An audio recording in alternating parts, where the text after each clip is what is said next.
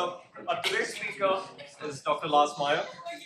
He completed his PhD in 2013 from the University of Potsdam in linguistics. After this, he started his work at the Max Planck Institute for Human and Cognitive Brain Sciences, where he has been since. In 2019, he became a group leader and now runs his own research group called Language Cycles. He's been quite influential since. As I'm sure you'll see through his talk, Lars is a very clear thinker, and this is reflected in a lot of his work. He's been able to combine computational linguistics with neurobiology of language quite well.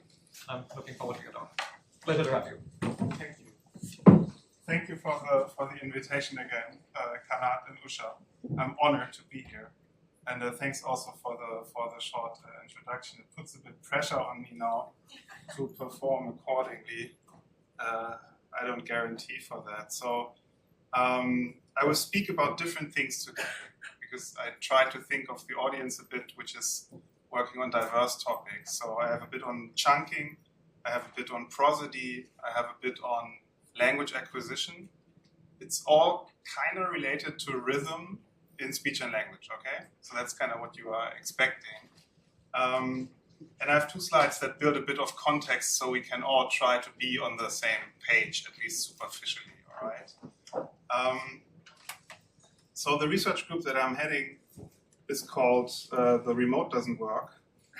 No, it's called...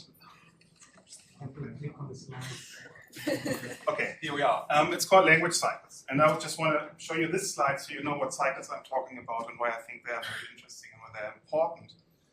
For the ability of our mind and brain to handle things like speech and language. So when you would stick an electrode into the cortex, and you would record activity at a neuron, electrical potentials on the y-axis, it would fluctuate over time, that's the x here, in this kind of regular pattern. And this is, of course, just a toy model. It's not just as regular as this, and it's probably more noisy. But take this for granted for a second, right? And this curve is consisting of a charge phase here at the bottom, and that's the phase where the membrane potential at the cell is building up. In terms of cognition, this is the time where the neuron is receiving information from upstream neurons. Okay, so it listens, it wants new input. Okay, and then at some point, the cell is reaching its threshold, and then it depolarizes. Then it sends out a message to a partner. So that's the cycle that I'm talking about. Okay, we're recording these measurements here, either from a cell directly or from the skull. And each of these cycles is a little information processing cycle, consisting of eating something and then spitting out something. Okay. We call these neural oscillations when we record them at the scalp. There are periodic fluctuations in the charge-discharge cycle, and their duration, their frequency, can be variable depending on the area that we're in cortex, depending on the network that we're studying. There's all kinds of different frequencies. I just want you to remember that there's slow ones and fast ones.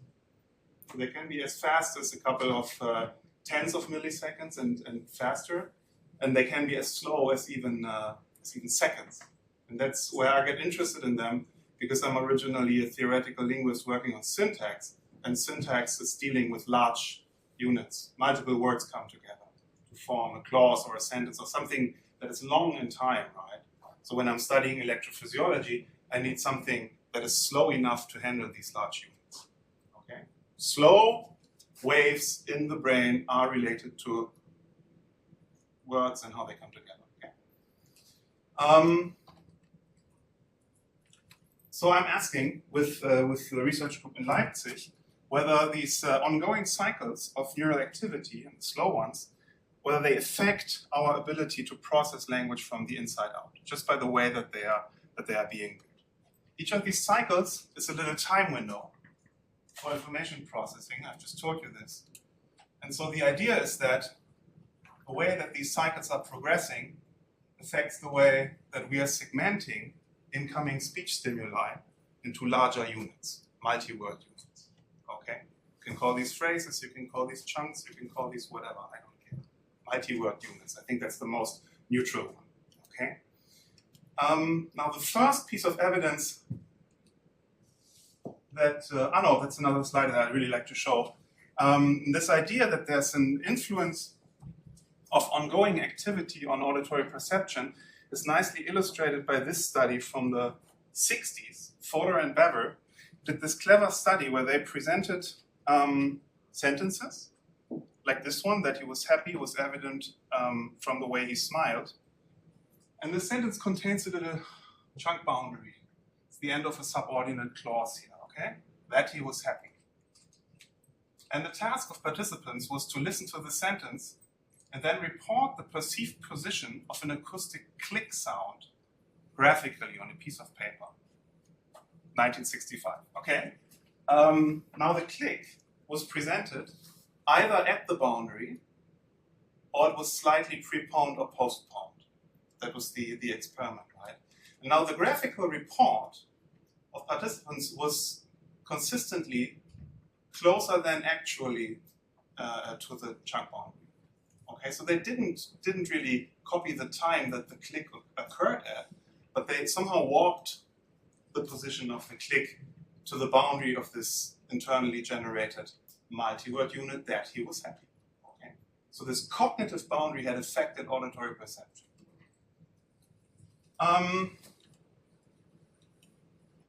That's another slide that really inspired me.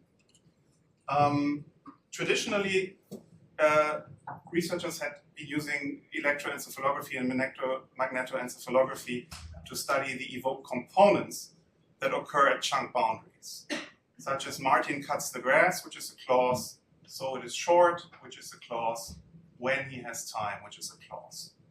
And in this study, the trick was to present those clauses, either each one of them within a single time window of 2.7 seconds, another one, or present all of them together in one of these time windows. So they just speed up the stimulus. And now if this response here, this evoked component, was generated by the bottom-up cue, like a prosodic boundary at the end of the clause, you would expect that no matter what the speech rate is, you'd always get the same evoked component at the end of each clause, right? But that's not what they found. They found instead was that this evoked component would always peak after this time window was over. No matter how many words you actually had, it was all about time. Yeah. So again, the idea is that your chunking here, your grouping of the words together, wasn't determined by the outside world, not by the stimulus, but it was determined from the inside out, basically, by a time window, by a limit on cognition. Okay? And so when I saw this study, just from 2012, and it follows up a study from 1999, and it was oscillations height going on since a couple of years, I thought, wait, maybe this is not really an evoked component. Maybe this is something different. Because what could be behind this evoked component, this is averaging across trials, right? But when you look at the single trials, it could actually be a phase-locked oscillation. In the average, it would look like an ERP, and when we would look at the single trials, we would rather see something like this, phase-locked slow-frequency oscillations. And again, the pace of these would be dictated from the inside out. Okay? So the first indication that neural oscillations are behind this ERP and also behind the behavioral top-down effect that I showed you earlier came from this study where we just did this traditional sentence superiority effect paradigm with one condition where you could chunk the words together. They were yesterday evening at the, so that's like a sentence fragment. You could put stuff together. We compared this to a condition where chunking was impossible. They, the, at, evening, yesterday were. Okay. And when we compare the two, we saw that oscillatory power here in the delta band, so very slow frequency, increased for the condition where chunking was possible. Okay. So that was the first indication where we found, okay, maybe there's actually something to this idea that the slow frequency rhythm is involved in chunking these words together into memory. In the next study we did then, we tried to dissociate this cognitive operation of putting the words together into larger units from acoustics using this classical psycholinguistic paradigm. We call these sentences ambiguous sentences because they have two different readings. The client sued the murderer with the corrupt lawyer. I usually ask who had the lawyer, and then I get 50-50, I get 40-60, yeah? Because either the client or the murderer could hire the lawyer, right? Do you all follow? That's good, because it's critical. Now, we present these sentences first with what we call a single chunk prosody. The client sued, the murderer with the corrupt lawyer. Okay, so it's supposed to be the murderer's lawyer. Or we present them with what we call a two-chunk prosody. The client sued the murderer with the corrupt lawyer. Now you're supposed to interpret it in a different manner. Okay, that's the idea. So you have an acoustic stimulus, and you can respond to it. That's kind of how the paradigm works. Now we ask participants, whose lawyer was this? And we don't get 50-50. That's the trick, and that's why we use this paradigm. People do use prosody here. They do use the acoustic cue for deciding where the lawyer, but they also have a bias to go for setting a cognitive boundary without any acoustic stimulus. And that's what I wanted, right? I wanted a stimulus that doesn't tell people what to do, but they still do it. And so it must come from the inside of their brain, right? It can't come from the stimulus. It's not a response to the stimulus. It's an active behavior. And so the hypothesis then was, if we would bin the data by the behavioral decisions here, irrespective of the acoustic marking of this boundary, that we would see this difference here in the slow frequency oscillation. It's our simple toy model. When your cycle is over, your chunk is over. And then the next one has to start. And that's when you push the button 2 seconds later that this was your preferred chunking decision. And that's what we got. So this is the statistics on the slow frequency phase difference between the two behavioral decisions, irrespective of acoustics.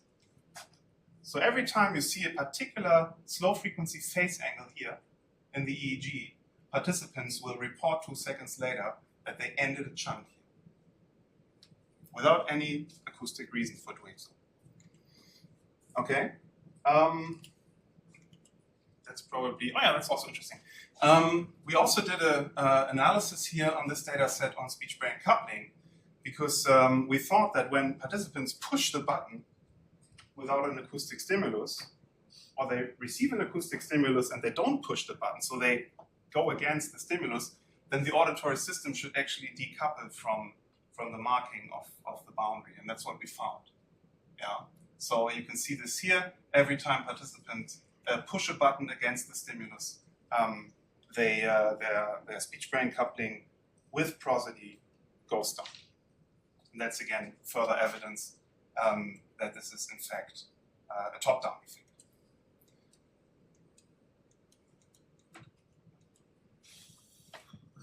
I think I've said it all. Okay, in the next study we did, we wanted to see whether these cycles that I tried to link to multi-word chunking, and they seem to affect multi-word chunking from the inside out, whether they are actually temporal constraints on chunking.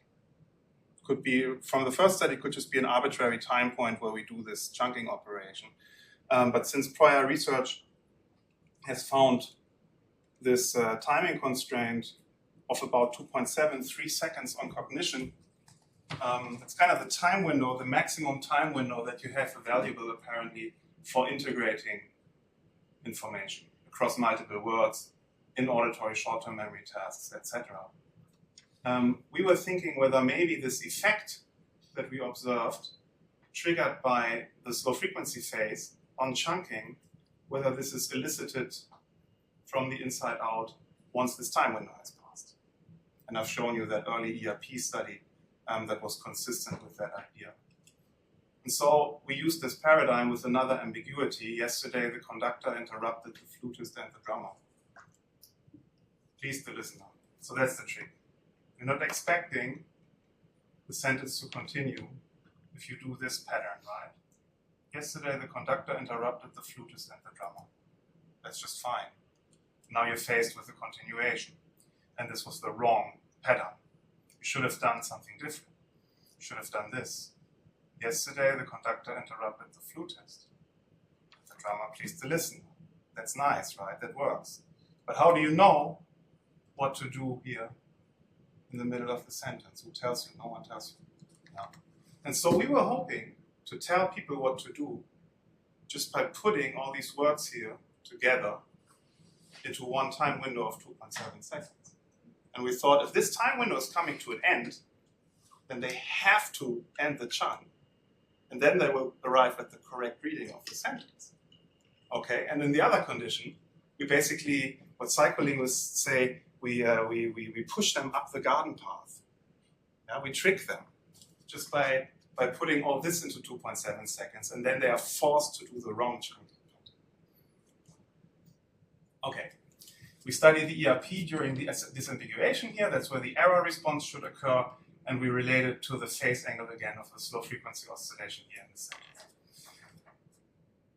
ERP, this is the red condition, 2.7 seconds, aligning with the wrong chunking termination, P600 response. And this is now the correlation between the slow frequency phase at this point in the sentence, so that's the decision point, essentially, and the P600. So on the single trial level, you can predict the amplitude of the P600 from the phase angle of the slow frequency oscillation at this point in the sentence. So every time you're in the wrong phase, you will get P600. You will have the wrong reading of the sentence, essentially. Yeah. So we do believe that after 2.7 seconds here, the phase angle of the delta band has enforced the termination of the chunk, and this erroneous chunking requires reinterpretation of the sentence several words later. Yeah, so probably endogenous delta band oscillations like time-constrained chunking in language. This is a relatively recent study where we were using a modality where there were no acoustic stimuli whatsoever, reading. Because that's a strong test case for this claim that chunking is determined from the inside out. In reading, you don't have any acoustic cues that tell you when to group the words together, right? So you somehow have to do it actively. So we take a corpus of naturalistic reading, 12 subjects, parallel, eye-tracking, EEG. We just downloaded that in the middle of the pandemic because the PhD student couldn't acquire data, so we downloaded data. And then we looked at the saccades over time. And we also looked at the fixation durations over time, right? So each bar here is a fixation. Here the y-axis is the duration of the fixation. And here this is the presence or absence of a saccade. We then take the fixation durations and we difference them. So we just subtract two adjacent samples from each other, because it has been shown in prior research that when you end a memory chunk in the visual system, you see a transition from slow down to speed up. So you have to invest a little time, recode the stimulus. We don't really know what's happening. All we know is that you slow down and then you speed up again. And by differencing the fixations, we are highlighting essentially those transitions between slow down and speed up. So the deceleration and acceleration combination. Yeah, and here for the saccades, we just do a standard coherence analysis. For the difference fixation durations, we also do a standard coherence analysis with the EEG signal, and we test different frequency bands. And so the results are in line with this idea that you do use ongoing oscillatory activity in your brain, probably in your visual system, to actively eat a text piece by piece. And you eat it in small pieces, that's your saccades. That's consistent also with prior work on reading. where apparently the eyes move at a rhythm of about 5 hertz through text. So they, and also through pictures like this one there, you just scan it with 5 hertz. But also there's the slow frequency rhythm. Okay, you also have the slow change in the fixations from speed up to slow down every about 1 to 2.5 hertz. And that's what we, of course, again claim to be related to segmenting larger bits of text, word groups, half a line of text, a clause probably. Yeah? How do we support this? We support this by analyzing the phase of these slow-down, speed-up transitions at the end of sentences. And there's, again, no acoustic marking here of a sentence ending. But we do find that the slow frequency rhythm over the visual cortex, it phase aligns to the endings of the sentences. So it's like the slow frequency rhythm seems to be involved in digesting sentence size units from text during reading. Okay. Now, why should we eat entire sentences? They're sometimes extremely long. They cover 2 or 3 lines. And that doesn't fit with the idea that we have a limited memory window or other type of window of 2.7 seconds or similar. So how do we fit that? Probably we have to test shorter units. And this is now an analysis not on eye tracking or imaging data, but it's an analysis of self-paced reading data. This is the natural stories corpus, 180 subjects reading about 10 stories each, so self-paced. And again, we do the same differencing. Again, finding periodicity here. And then we use a model of chunking determined by the syntactic dependency structure to predict the slowdown speed-up transitions. Okay, that's how our model looks. It's just based on these dependency graphs, and those dependency graphs define our chunks. And now we test whether the endings of these chunks are associated consistently with slowdown speed-up transitions, and that's the case. So we do replicate here this finding that people slow down speed up at sentence endings. That's consistent with the eye tracking data. But we also see a significant difference between chunk final words and chunk internal words. And this speaks in favor of maybe even a smaller unit below the sentence level that we are using to digest written text. Okay, and we call this the SDC chunk because it's defined by syntactic dependencies. I have a question about timing. Is this clock up there correct? Yeah. So I have about half an hour left. Yep. Perfect. That's another illustration of this, where we're just binning the data by the size of the syntactic dependency chunk. So here's just 2 words, a noun phrase such as the scientist, and here's 3 words, 4 words, 5 words, and so on. And this is the reaction time here, positioned within the chunk on the x-axis. You see that your reading time decelerates towards the end of the chunk, right? Decelerate, decelerate, decelerate, and then it goes down, and then you eat the next chunks. You go in little ramps when you're self-paced reading. So people are pushing a button at every word. And for some odd reason, and I think the reason is probably in the slow frequency oscillation, they slow down and then they speed up again at a periodic rate. That's for behavior and brain. Now, I'm a linguist originally, and kind of my goal with this research group was always to explain human language as such, and the way that it is built and why it is built that way. And so, given these data on the dependency chunks in the reading and in the eye tracking and also in the EEG, I was thinking that if we analyze a big database of language and of languages, then we might probably be able to observe this rhythmicity, this regular spacing, following from the endogenous periodicity constraints. We might be able to spot this just in the text, basically. Okay. And so in order to test this, we take 10,000 of sentences each from 21 languages. That's the so-called universal dependencies tree bank. That's a beautiful database that contains these little tree structures that I've just shown you shortly. For many languages, 90 languages in total now, I think, and for many, many sentences. That's the database that we are using. And then we annotate this database with this algorithm that I've showed you shortly that generates little memory chunks based on the dependency structure. Okay, so we run this entire corpus through our chunker, and in the next step, we synthesize the entire corpus into natural speech. Yeah, so we end up with a couple of hundred of thousand sentences as audio segmented by this hypothetical memory model of chunking. Okay? And so now we end up with being able to calculate the timing of the offsets of these chunks. Right? And our hypothesis is that these offsets, they should be equispaced. Because the brain wants them to be equispaced because it can eat them more easily when they are equispaced, okay?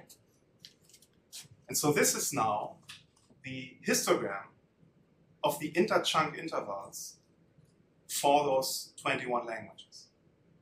And you see this is far from uniform. I'm not claiming this is a beautiful normal distribution, yeah, certainly not. But it's also certainly not uniform.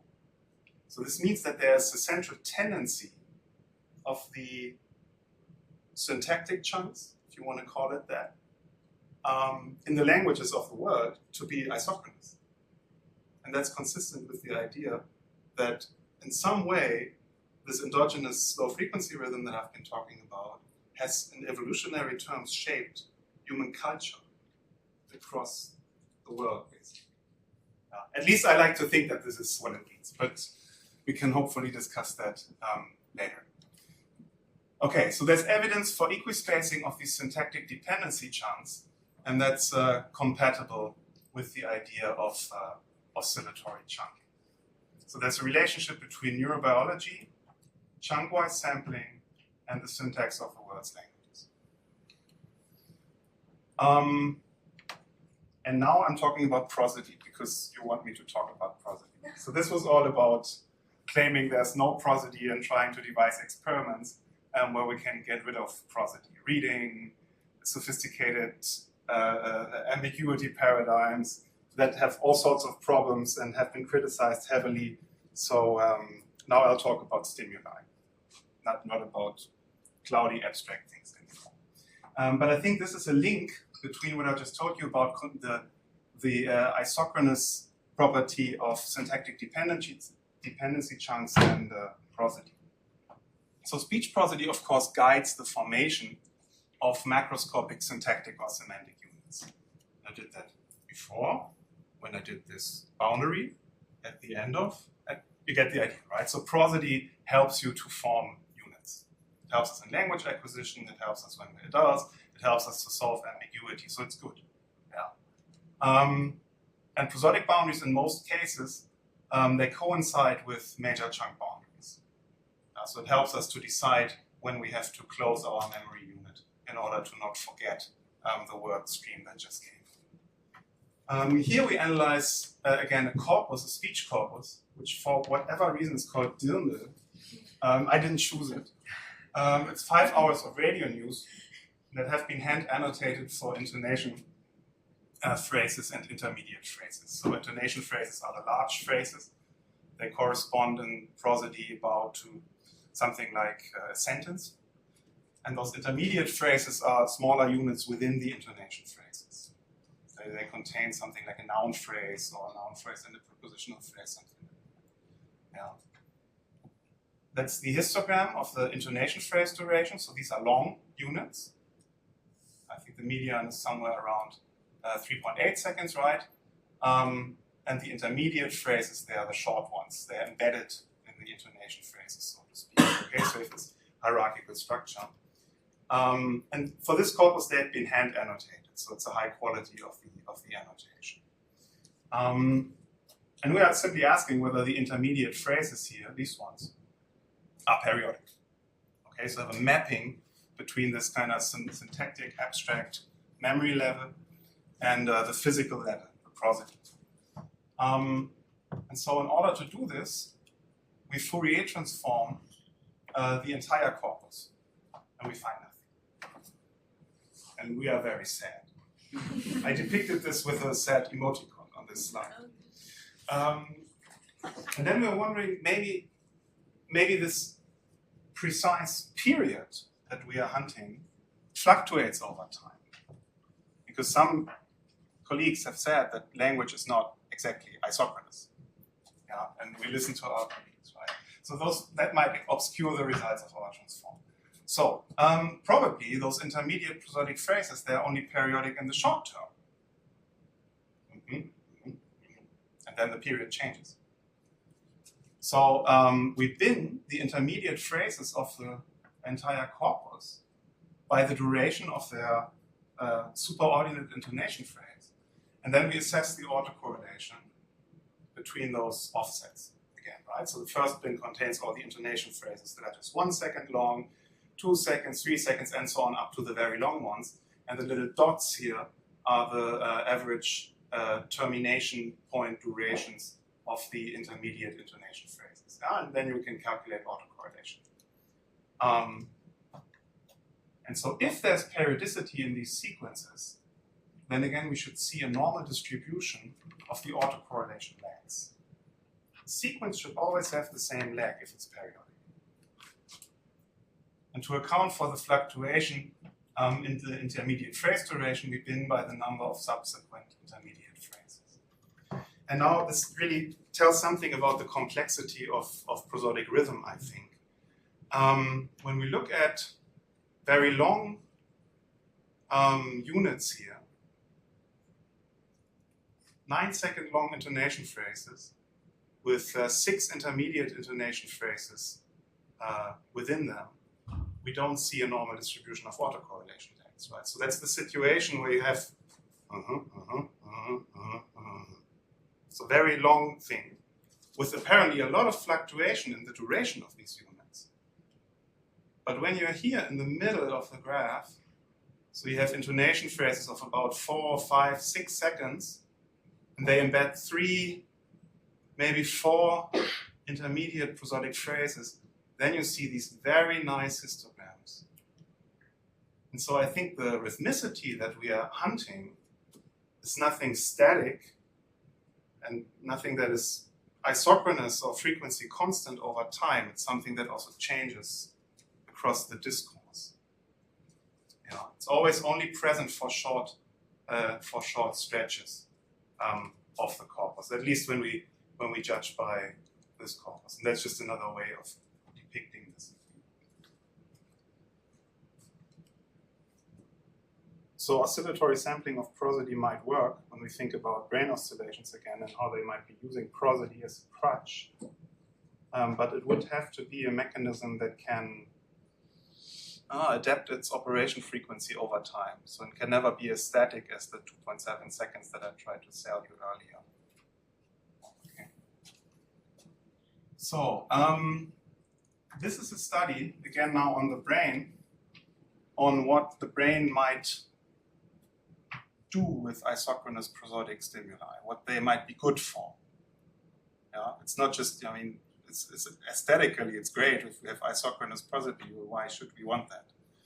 I told you earlier it would be good for our brain rhythms because they are kind of periodic, at least to some extent. And this is a study on what we can do with those isochronously spaced prosodic markers. Prior work has already shown synchronicity between speech prosody, so amplitude modulations, or F0 modulations for that matter, and slow frequency oscillations. And we have quite some expertise on this here in the room. And that's called entrainment in the literature. Catchy term describes this concept. And what we are doing here is not just studying the synchronicity with brain oscillations, between brain oscillations and prosodic modulations during the time that these modulations are present, but we are also studying them here once in the time window afterwards, when there's no stimulus.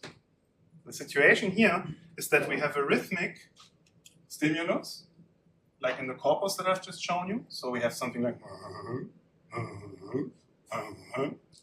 that's what people hear 800 times, and they enjoy it. And then we have a target sentence. And the target sentence either has this final word or not. Max sees Tom and Carl. That's fine, right? Because Max sees Tom and Carl, and they're both there.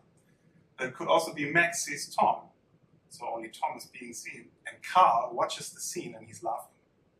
Max sees Tom and Carl laughs. So that's this additional word that we are introducing here in the upcoming visual target sentence. So we have this prosodic carrier, they listen to it, we switch it off, we present the sentence word by word, and we align the presentation rate to match the duration of this prior stimulus. Okay, there's no acoustic stimulus anymore, there's a visual stimulus, but it aligns in time with what has been heard before. And behavioral results show first that participants, when they are pushing the button on these sentence final words, so where there's this optional word, and they are pushing the button to make it go away, that's their task, we find that they're a bit faster when they have heard the prosodic contour before that fools them. Yeah? And there's 4 studies, about 280 subjects, poor PhD student. It's another COVID project. But we wanted solid behavioral data, and we replicated this a couple of times, luckily. And so this at hand now, we're moving to the MEG, asking about the neural substrates of this apparent transfer effect. Participants have used this isochronous acoustic stimulus to predict the length of the upcoming visual stimulus 2 seconds downstream. And if that's not helpful for language processing, then I don't know what is. Yeah. And so now we are studying this in the MEG. This is the MEG during the presentation of the prosodic stimulus. And again, we present at 2 different frequencies. I've shown you that before. To either fool people about the length of the upcoming sentences or to inform them about it. Yeah. We can see in the stimulation phase that we can recover this stimulation frequency from the mostly right auditory cortex. Yeah. So this is just consistent with prior work. The brain is able to copy the stimulus frequency. Fine. But this is more interesting. This is the target phase. So now you receive a visual target sentence, and you don't have an acoustic cue at this frequency, because we switched off prosody 2 seconds ago. And still, you get the crossover interaction. See this? But now you don't get it primarily in right auditory cortex, but you get it left front. And that's the point in time where they push the button about 50 milliseconds faster, so they have predicted this. Their left frontal cortex has predicted the duration of the upcoming visual sentence, just by copying this rhythm, okay?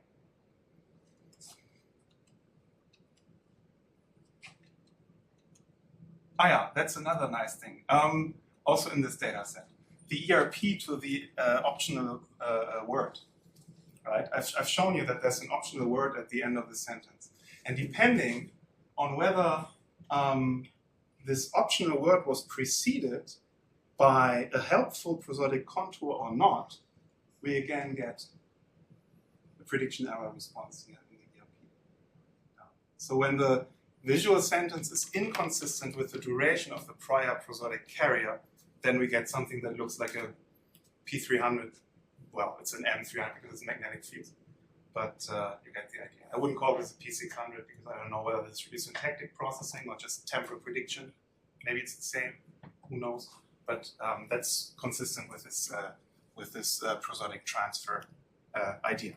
Okay, so the contextual F0 M rhythm accelerates downstream sentence processing by about 10-15 milliseconds, depending on the exact frequency. That's a different story. There seems to be also a sweet spot in the frequency. So you cannot do this with every frequency. It's again related to this this manic 2.7 seconds constraint. That seems to be the time, the period where you can train the right auditory cortex best, actually. Delta band oscillations seem to inherit this rhythm and project it into the future. And that helps us probably pushing the button 15 milliseconds earlier and escape from the saber-toothed tiger. There's a functional shift from auditory regions to frontal cortex. Cognitively, probably that's a shift from perception to prediction. At least I like to think that that's the case. So the delta band does not only serve chunking as an endogenous pacemaker, but it is flexible enough to inherit a contextual prosodic rhythm and employ it for the prediction of the duration of a future stimulus. Okay? And now there's something for the language acquisition aficionados in the room. Do you still have energy? Yeah, excellent. Okay, so I want to speak a bit about the role of slow endogenous activity in language acquisition. And I got interested in that because, well, I've been dating a language acquisition researcher for about 15 years, but also language acquisition has always been of interest to me. I was fascinated in that already when I was a student. And language acquisition starts slowly. Okay, so that's what I remembered from my studies. Newborns, they initially focus on slow acoustic prosodic modulations. That's what they like. And everything that's much faster than that is not really their objective. Now, they can even at birth already tell the difference between two languages based on the slow frequency rhythm. Okay? And the traditional view of this is that, well, they've been exposed to slow modulations in utero. And that's the bias, because the bone structure here of the mother acts as a low-pass filter. And what the children hear in utero is something like, well, female voice. Anyway, and that's just one study from our group that also shows that 9-month-olds in this case, they also exhibit a preference of their EEG. I don't know whether it's oscillations, but in this case it's bandpass filtered EEG in the slow frequency band. And we see that the infants, they really like the slow modulations. Okay, let's hear the intonation rate below 4 Hertz. So that's where the pitch sits. And that's stronger in infant-directed speech. And that's also what the children really seem to process best. At least their EEG is more coherent with those modulations in the stimulus. This is a replication now. And so our new proposal, and I'll show you evidence on the next slide for this idea, is that this initial slowness, it doesn't really stem from in utero filters or something like that. It stems from ontogenesis. And ontogenesis in particular, the development or the acceleration of electrophysiology during the first 10, 12, 15, 20 months of life. What got me suspicious about this in utero story, about the acoustic filtering, was this graph that we essentially copied from this paper here, Curlew, 1988. And this is, to my knowledge, the only study that did in utero acoustic recordings of maternal speech. And so I contacted the lead author of this study and asked him for the recordings. I said, hey, you gotta send me those recordings because I want to know whether this is actually the filter that you're getting. He didn't have the recordings anymore, so we just take the graphic, copied the lines, put that into a vector graphic, and then Katharina Menn, the lead student here on this study, reprogrammed the filter based on this graphic. It's crazy, but it worked. So that's the gain function of the Wolf interval. You can see that everything up to about 150, 200 Hertz passes that filter. So why can infants not process those fast stimuli?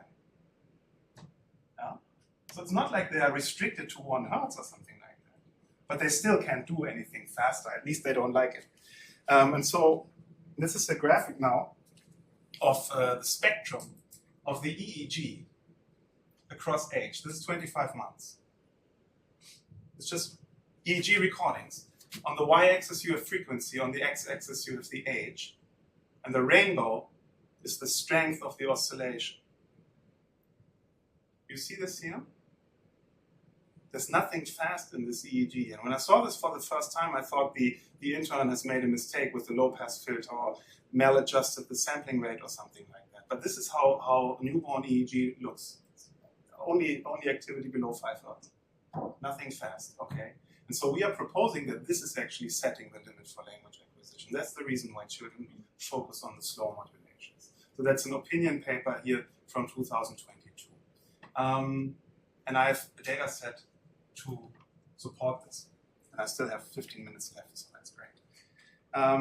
This is a study on the neurobiology of categorical acquisition. There's a bit of a change here in topic, but you will see how it's related to the slow frequency activity and to the slow frequency abilities of the babies in 2 or 3 slides. Okay? Categorical acquisition of language is illustrated, I think, best by this classical finding here by Pat Kuhl from 2007. Consider this contrast here between r and l. Easy, right? No problem. Fries, flies. It's a change in a single sound and makes a difference between tasty fries and nasty flies. So it can be important in life. Yeah? Okay, and so we have to acquire this difference. Newborns can do this no matter where they're from.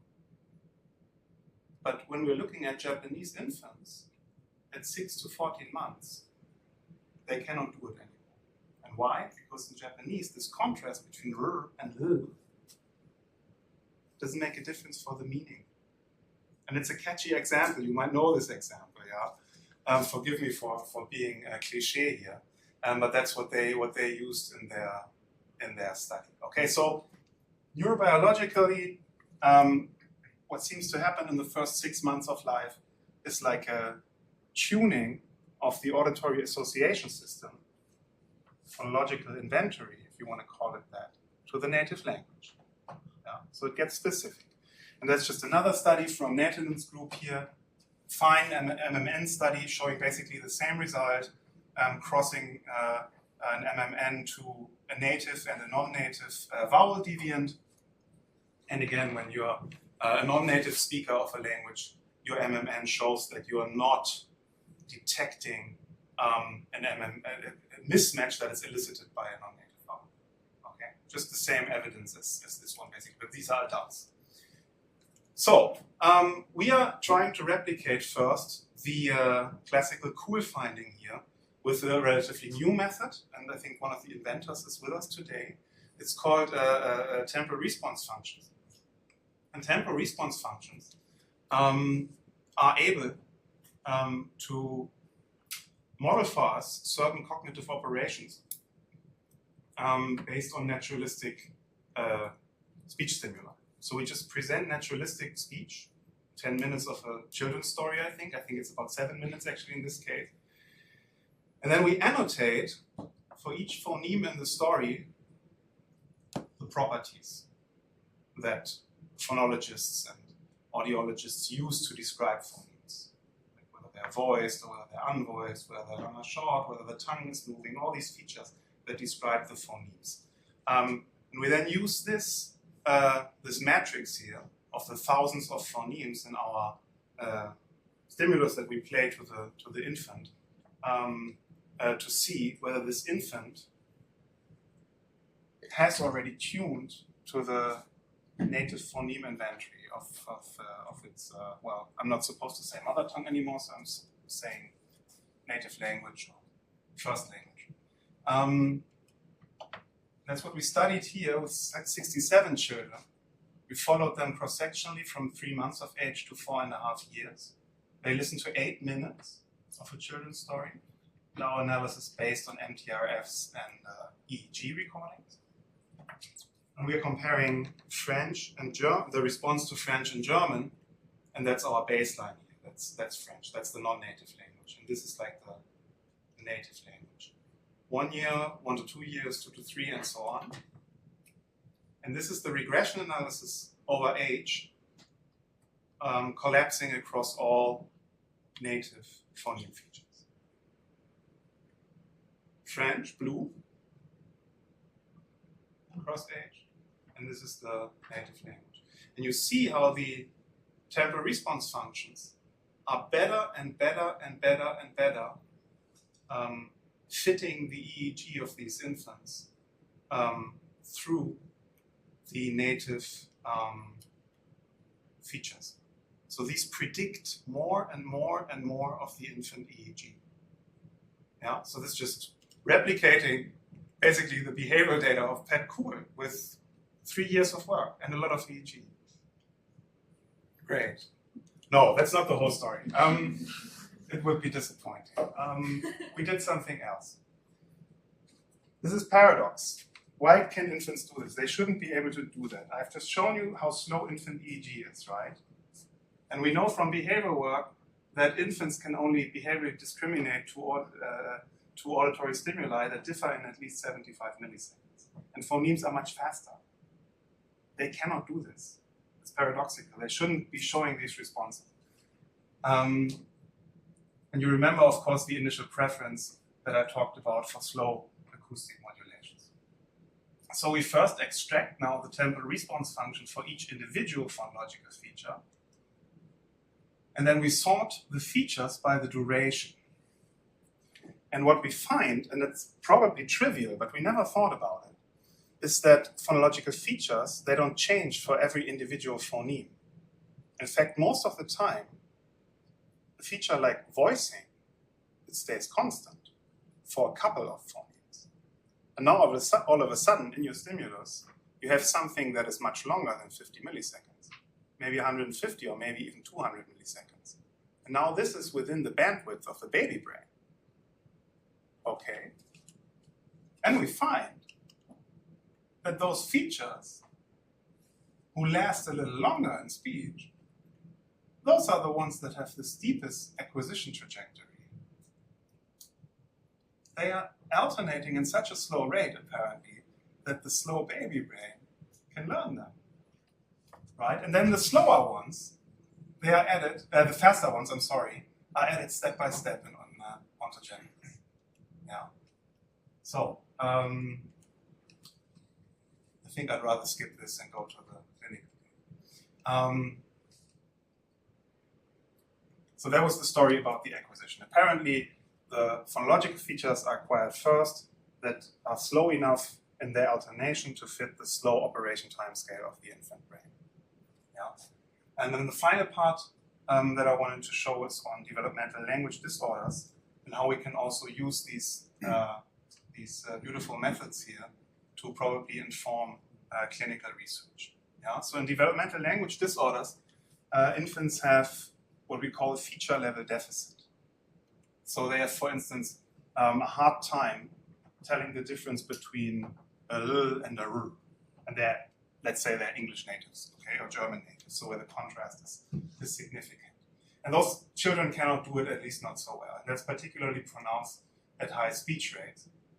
They also misperceive temporal modulations, also in non-speech, formant transitions, F0 modulations, etc. And so we were trying to, ideally we want to tell whether a child has a DLD or not based on MEG, but we're not quite there yet. Yeah. But we're trying. So we're using now this model that we've used for the language acquisition study to predict the feature level deficit in the DLD subjects. Here I'm highlighting a couple of features. What's red are those features that by hypothesis should be the hardest for these infants, because those are temporal features. Long, short, continuous, or not continuous. Okay, so this is, in order to process these features, you need to have abilities in the temporal domain. And our hypothesis was here originally that these children struggle in particular with the temporal domain. Pilot data, no statistics yet. We have increased the sample already, but we haven't finalized analyzing the data, but I still wanted to show this here because I'm thrilled by the result. We have 6 DLD children and we have 4 control children so far. And on the left, you see the topography of the temporal response functions to all features collapsed across both groups. So this makes sense for auditory generators and phonological processing. But this here in the middle now is the temporal response function at the peak sensor. The red line, that's the DLD children. The blue line, that's the healthy children. You see this here, right? It's around 0. So, and the solid lines, that's all features. And the dashed line, that's the temporal features in particular. This is just a bar graph that summarizes the prediction accuracy. I wouldn't bet any money on this difference between the non-temporal and temporal features, but I would like to think that this trend continues once we have acquired the entire sample. We also observed reduced speech tracking, and that's consistent, I think, with prior results here. This is 4 to 8 hertz, controls DLDs. Controls DLDs 1 to 4 hertz. So this is prosody, this is syllables, and again we see a decrease in the speech-brain coherence, basically. So a numeric decrease in A, I'm tracking again. Sorry about that, no statistics yet.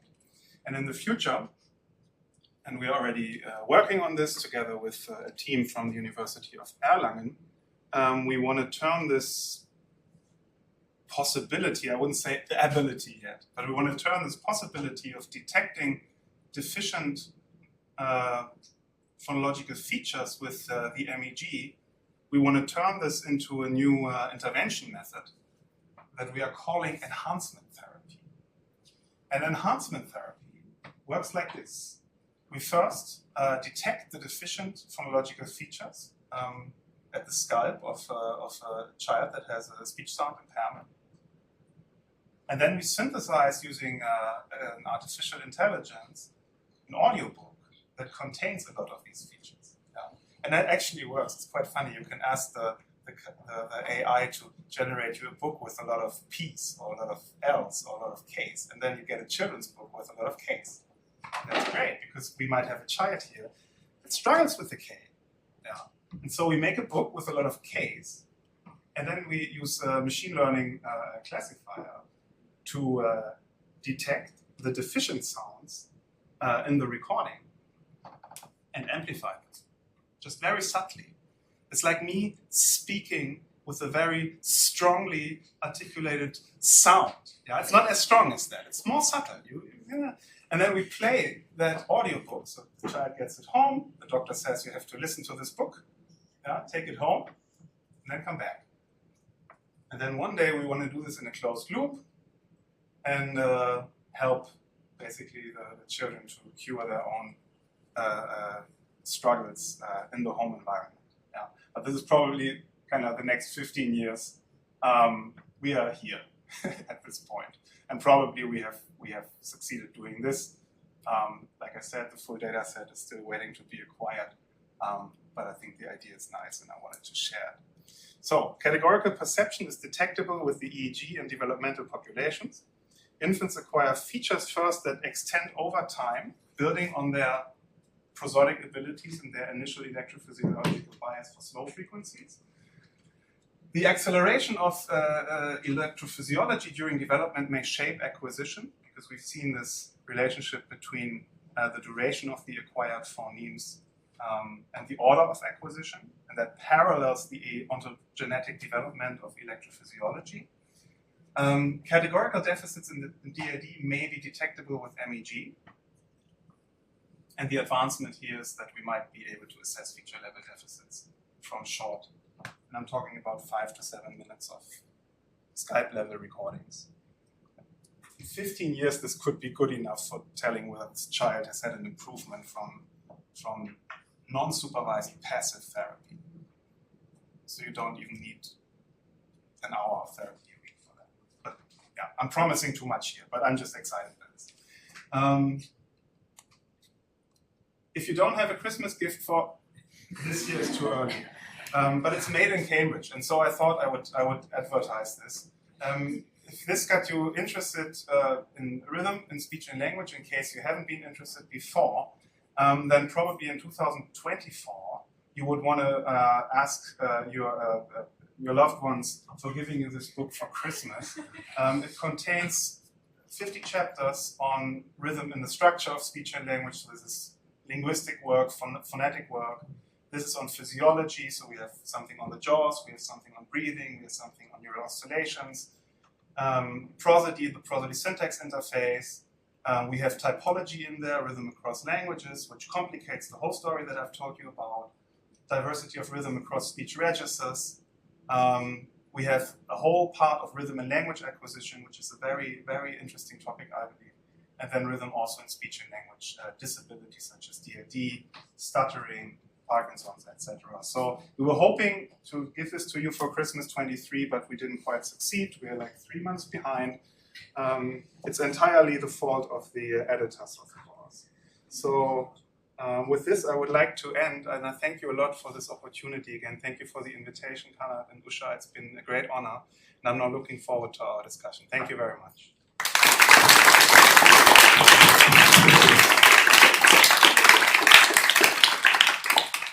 As per tradition, we have a couple of minutes for those who want to leave, and the others who want to stay back for Q&A.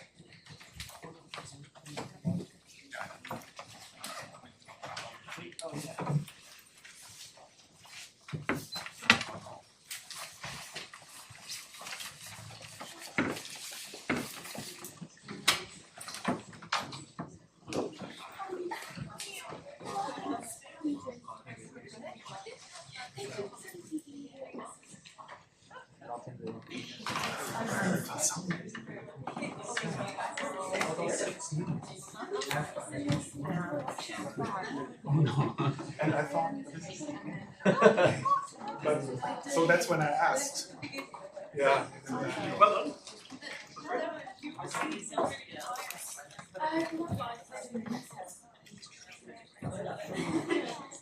Who wants to go first? Yeah, go ahead. Oh yeah, that was a really interesting talk, and I was really curious about infants who are raised in bilingual households and their ability to retain different phonemes from maybe very polar languages like Japanese and English. Do you think that they would be able to retain a large repertoire of phonemes, or there would be kind of a bias towards what language was spoken most to them? That's not an easy answer to this, I think. I think both happens. Yeah. So I think you have an initial phase of partial confusion, and then quite quickly the two languages largely separate, and it's fine. There are transfer phenomena in, for instance, prosody. So when you have two languages that are very different in the prosodic rhythm, like when you have French and then a language that is not as rhythmic, there are reports that the learner stays somehow aligned to the intermediate level. So I've read something like that. Yeah. But for the phonological system, I think the transfer effects, they usually fade after a while. Yeah. It's an interesting question. Yeah, we were struggling with this when we were analyzing the French-German data, because of course in French you also have phonemes that you do have in German, right? So if it's a smart infant, it should try to crack this French nut with its valuable German inventory, right? It would still fail, but what do you do when you hear a strange language for the first time, right? You try to make sense of it. And how do you do that? You try to apply your internal knowledge. So I would think that you would even see above baseline activity of the native features also for a non-native language. Yeah. Otherwise, I don't know. Otherwise, speech perception works very differently from how I think about it. Yeah. How helpful that is for understanding the language, that's a different issue. Yeah.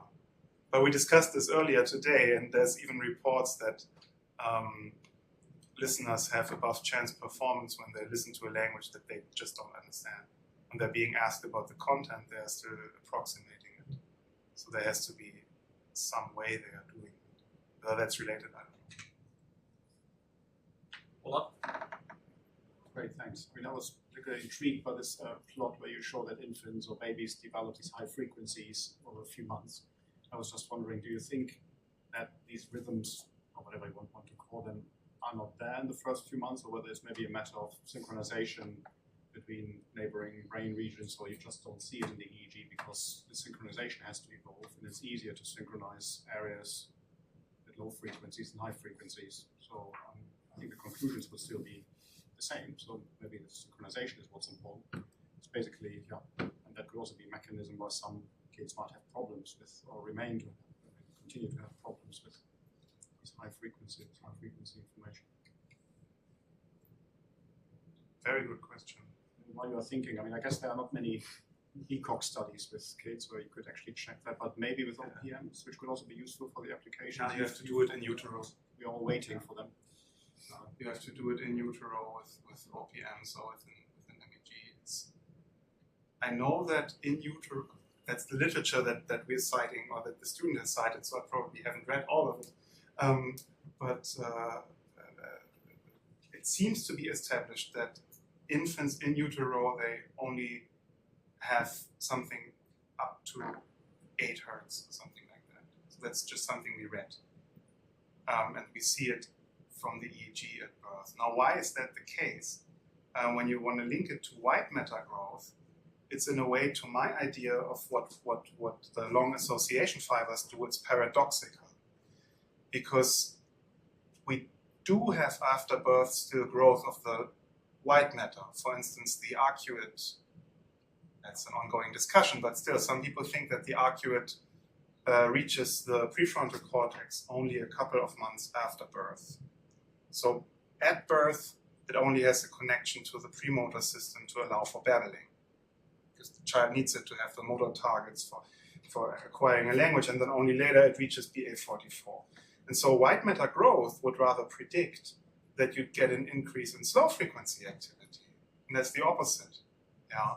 So that white matter, I don't know.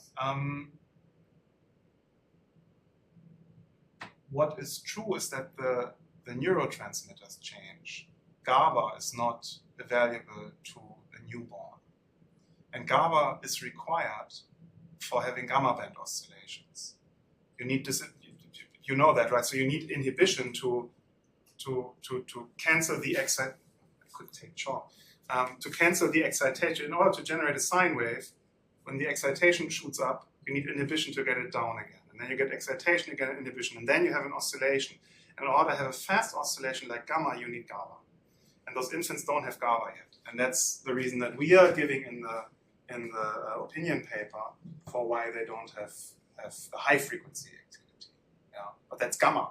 So what's going on between 8 and 20 hertz, right? And I don't know. I also know that childhood alpha is much slower when it emerges. And there's a big discussion about what the exact frequency of childhood alpha is. Same for theta. Some sources say that childhood alpha is at 6-7 hertz or something like that. So that's puzzling to me still. Like how it relates, how the white matter growth relates to the emergence of the higher frequency activity. Because to my understanding, should be the other way around.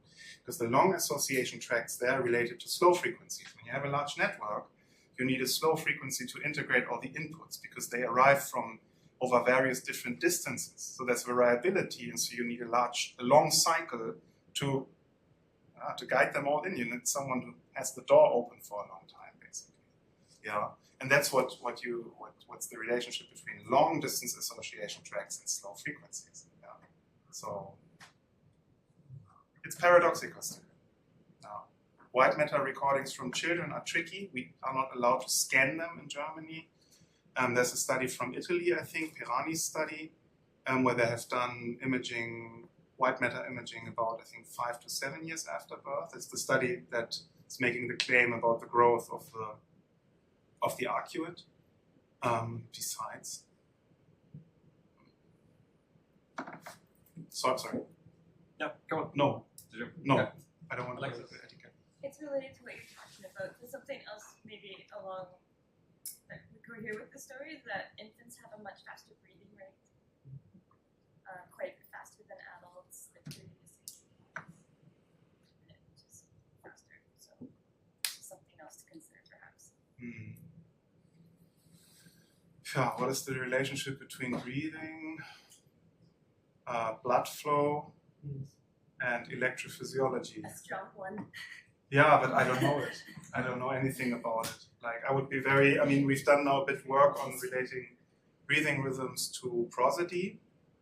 And relating prosody to the delta band, which mostly comes from subcortical regions. So there's a relationship. Darren Heck is somebody maybe I could email you. Yeah, please. But he's argued that the respiratory oscillatory cycle is he considers it like a global unifying rhythm that unites disparate regions.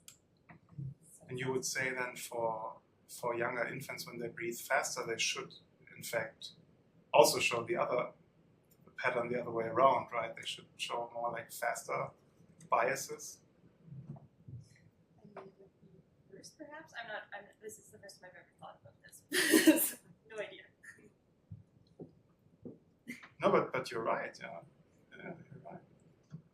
Maybe the link is so maybe the link is not as direct. I don't know. For adult breathing patterns and prosody, now people are claiming that there's a direct link between the time of an in-breath.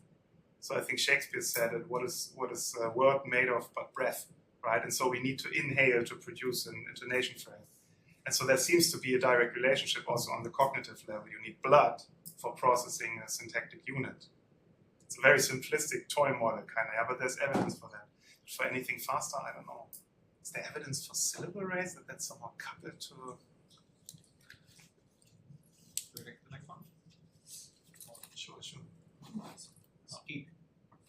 Thank you for this very interesting talk. I have a question regarding the distinctive features of the Sorry, I have a hard time understanding you because the fan is fanning. So you brought up the distinctive features in children with neurodiversity, and you said continuous is more important. Is there a general trend that they perform better in certain distinctive features? I don't know whether all of them have been tested. What is known is that when you do an MMN study, so you present a couple of standard stimuli, like ba, ba, ba, ba, ba, and then you introduce the deviant, like ba, ba, ba, ba. So it was a little longer, right? And that long-short contrast seems to be the one that triggers the deviant MMN in the DID children. So I think it's not that they don't have the same MMN deviance for all features. Yeah. So there's also an idea of linking this again to slow frequency oscillations, this temporal disorder, based on the notion from neuroscience that you have a coupling between the different oscillators. So the slow oscillators, they somehow conduct or guide the faster oscillators. Yeah.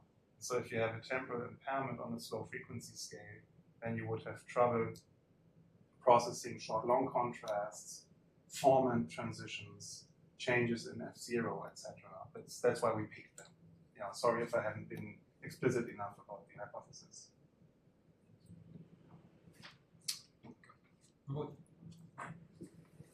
Thank you so much for such a great presentation.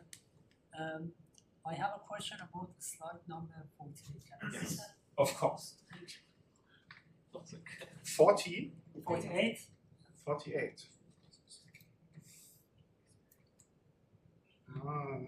I think there's a faster way of doing this, right? This one. Oh, yes, please. Yeah. So, sorry, this sports is related to the cortical, actually, in delta band, and for in delta band and theta band. Yeah. So, and you found significant difference between DLD children and cortical. No, not significant. It's just numeric. Okay, so Yeah, then okay. So then we are on the same page. Yeah. Did you check the high frequency bands? I mean, No, we haven't analyzed it. related to phony, low gamma band. Yeah, so that's this data. And so for the phonemes, that's the TRF analysis. And I think this is low pass filtered at 20 or 25 hertz. Yeah. Okay, great, thank you. Yeah, so we discussed this earlier today. So it's kind of confounding aspects of the signal. Alexi, we discussed this, right? So it's confounding aspects of the signal that are also probably related to prosody and syllabus. So in this analysis, both the low and the high frequency activity are included. Yeah, that's a big unknown in this story about phoneme processing, because there's intracranial evidence showing that the activity of phoneme features is probably not related to oscillations, but to spiking activity.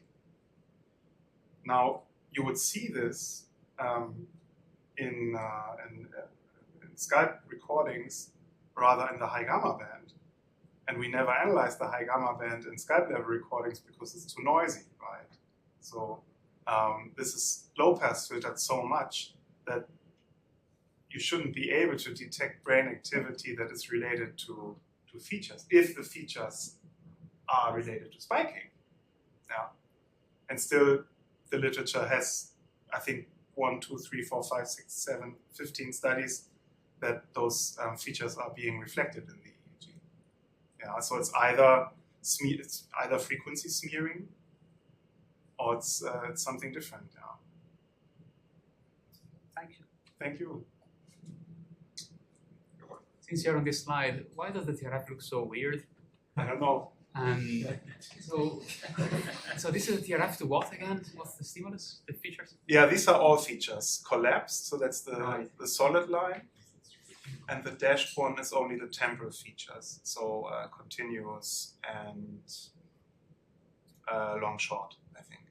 What's the high pass? 0.1 probably. Right. Should be more aggressive. No, I'm not against looking at low frequencies. Low frequencies are great. Yeah. Okay.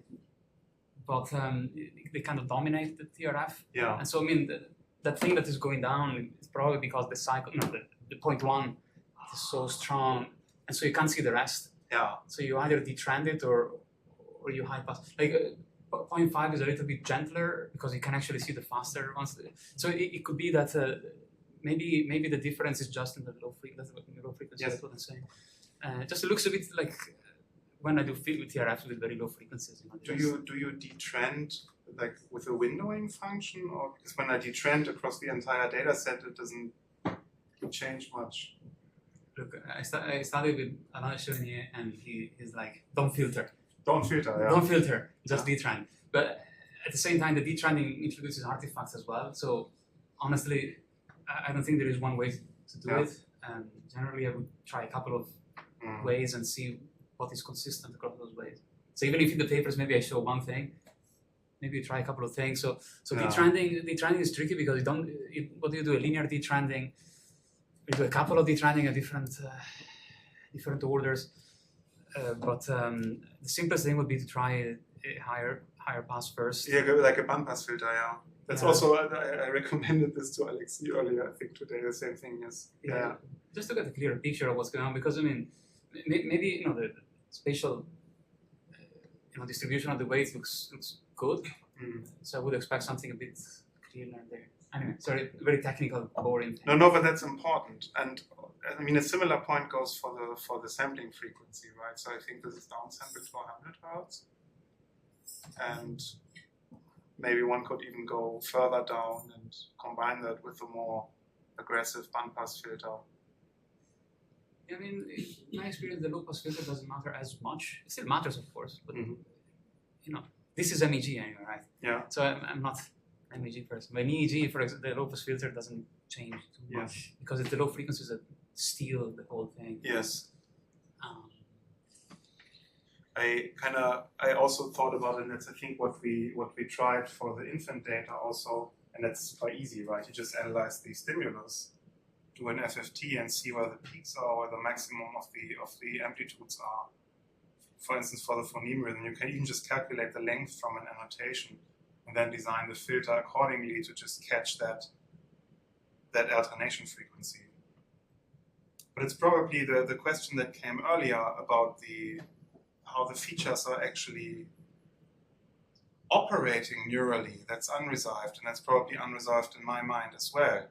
Is it spikes? Because this is essentially modulations of slow frequency power or something like that. And after all, what we know about the representation of the single phoneme features in the auditory association cortex, those shouldn't care about the features, right? So it's a paradoxical situation. So if anything, this can only be the rate of the features. And indirectly, you measure the rate of the activity of the cells. Maybe the answer then would be bandpass filtering for high gamma and doing the TRF on the power envelope of the EEG or of the MEG instead of the MEG as such. I don't know, then it's more in line with the prior evidence for how the features are set up in the cortex. But then again, you have all the noise, and with those DLD children, they are, I think, between 9 and 15 years old, because we have to fit them into the large MEG. Of course, they're not sitting quiet there. I mean, I remember this one guy, and I asked him, like, so how old are you? And he walked into the MEG and said, I'm 15. And so that's kind of my audience here in the... That was my favorite. Yeah. Any more questions? I wanted to follow up on your work on prosody. Of course, a lot of linguists believe that speech is actually notoriously anti-rhythmic, right? At least if we consider rhythm in the sense of music, very evenly spaced rhythm. And I think actually your plots from speech corpus with the prosodic phrases mimic that quite nicely, right? But we can also think of rhythm in terms of alternations, right? So contrasts or acoustic alternations. And if you have a strong acoustic cue that alternates, then that should actually help you to reset your oscillatory response to that, right? So I was just wondering if you could elaborate a bit on the role of phase reset or phase locking in all of that work. Now, you kind of already said it. So if you have, say, 2, 3, 4 intermediate intonation phrases in succession, that could be enough for synchronizing a cortical oscillation that cares about their frequency. And then this oscillation would continue operating at that frequency for a little while. I don't know how long that while is. And then help us to, for instance, predict the duration of an upcoming constituent.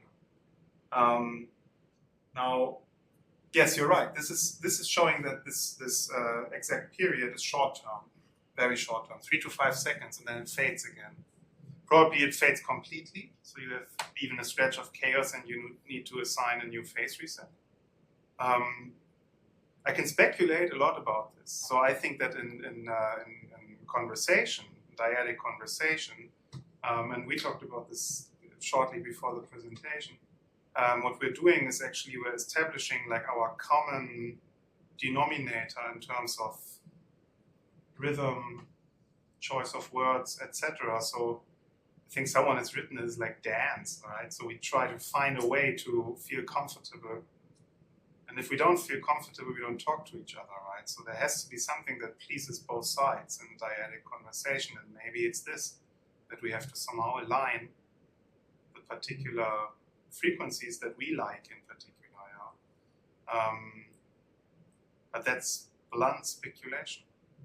I really don't know. I'm writing a grant proposal right now where I'm proposing something like that also in clinical populations where you see changes in the frequency spectrum to see whether this leads to liking different conversational partners that can help you to really guide your particular oscillation frequencies. But that's speculation. I mean, really speculative, but that would also tie into things like babies being really excited about particularly enhanced prosody, right? Because that's not necessarily just the rhythm, that's also the fact that you get much sharper speech edges and stuff like that. Yes. Yeah. I just remember SFN 2015, and Janet Worker gave a keynote on language acquisition, and one of her studies was on depressed mothers, and it was so sad. I was just sitting in the audience, and I wasn't happy after the talk because they did like recording immediately after birth, and those babies don't receive strong edges, right? In utero, they're just not there because the long-term is just no one is happy here, right? They're just unhappy, and so language also sounds unhappy. Yeah, definitely, yeah. Has anyone analysed the length of those intonation phrases for child-directed speech corpora? Because it should be much more regularly, temporally predictable. Yeah, we are planning on running such analysis in the near future. I don't know.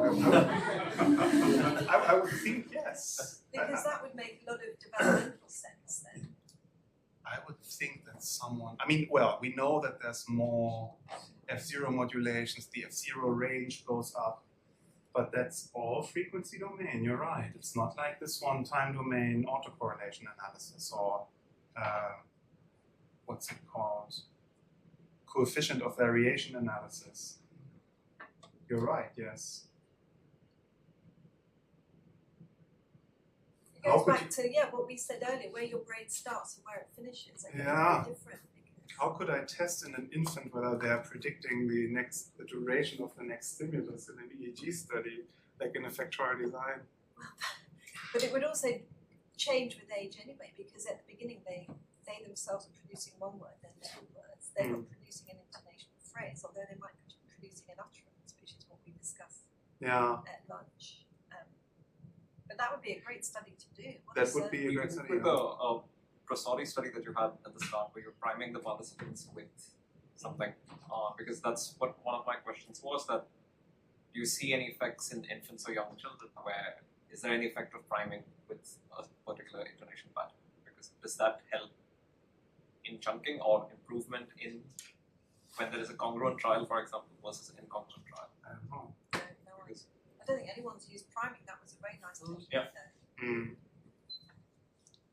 I don't know, but that would be the hypothesis, right? That you see this gain already in some way, predicting the length of the next utterance. Possibly, what would a baby do with that skill? Although what parents tend to do with grammatical errors is they reformulate, so they don't say, no, that's wrong, you should have said it like this. They just, in their conversational turn, they use the more appropriate syntax. And so in a way, they're giving the temporal priming as well when they do that. Anyway, it's great work. It sounds like training an animal, right? It's like, no, you have to wait a little longer. That's just right. Yeah, I mean. On that note, I think we can conclude the presentation here. Thanks again, Lars.